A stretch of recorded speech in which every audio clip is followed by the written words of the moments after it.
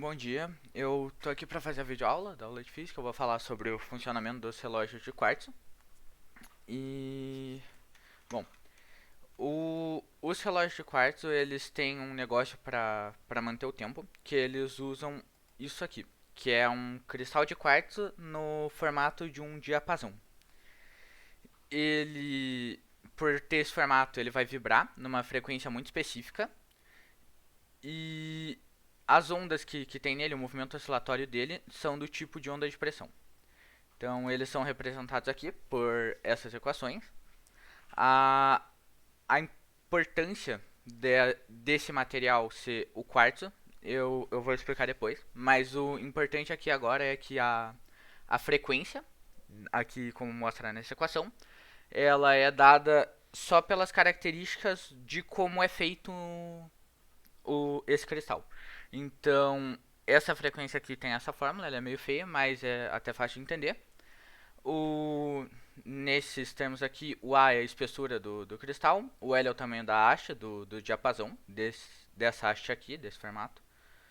O E é um módulo de Young, que é um número específico para cada formato de cada sólido, que ele vai determinar como tal coisa vai se comportar sob uma onda de pressão.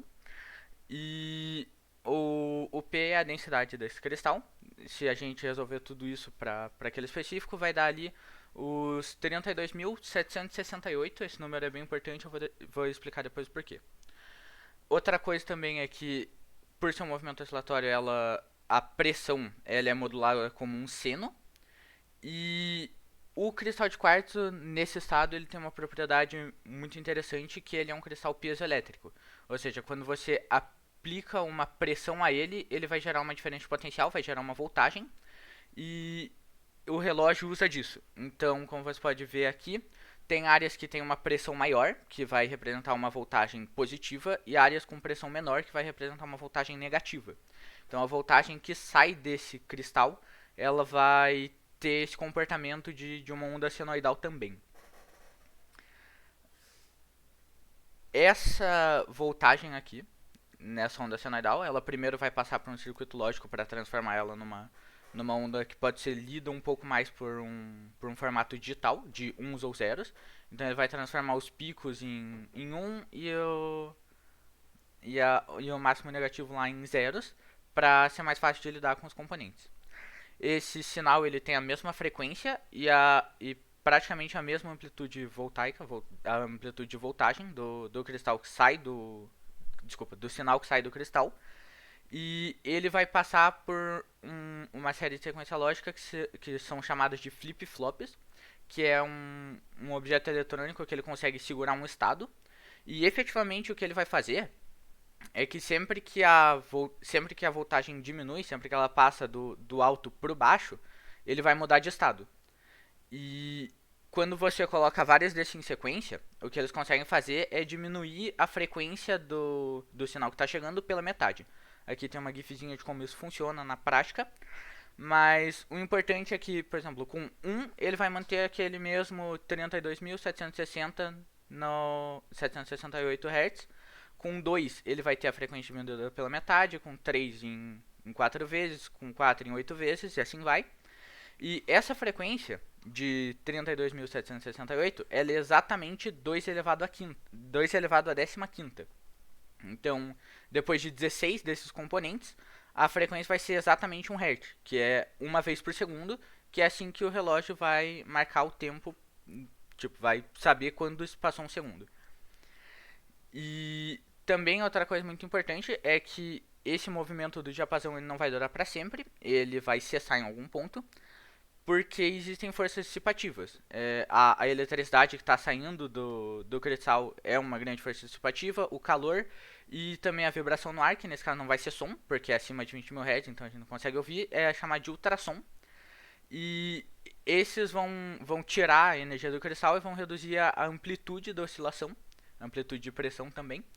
E isso é análogo ao MHS, movimento harmônico simples amortecido, que pode ser representado por essa equação aqui, e ele vai diminuir a amplitude, aqui no caso vai ser a amplitude de pressão.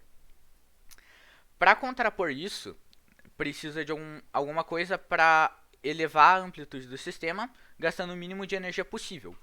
E no caso dos relógios de quartzo, o que eles fazem para contrapor essas forças, eles fazem ele entrar em ressonância. E para isso eles aplicam uma voltagem no cristal. Outra propriedade dos cristais piezoelétricos é quando você aplica uma voltagem nele, ele cria uma deformação. Então isso pode ser usado para adicionar energia no sistema. Só que para isso você precisa ter a frequência dessa energia que está entrando bem sincronizada com a frequência natural do oscilador. E isso é muito fácil, porque por conta da gente usar o oscilador para marcar o tempo, a gente já tem a frequência dele registrada nos flip-flops. Então é só alimentar aquele próprio sinal nele mesmo e a própria voltagem vai gerar uma deformação. E esse é praticamente o único gasto de bateria desses relógios, tirando o display, que vai mostrar o horário que são. E é por isso que às vezes as baterias dele, mesmo com aquelas pilhazinhas bem vagabunda, chega a durar alguns anos, às vezes até décadas. E esse jogo de aumentar a frequência por forma da ressonância e diminuir a frequência por forma desse análogo ao movimento harmônico simples, que são as forças dissipativas, ele pode ser representado por essa última fórmula aqui. E é assim que ele vai manter vai manter a contagem do tempo. É realmente bem similar ao movimento harmônico simples e é totalmente eletrônico, que é uma vantagem que esse relógio vai durar muito mais tempo sem se atrasar e tal. Bom, foi essa videoaula.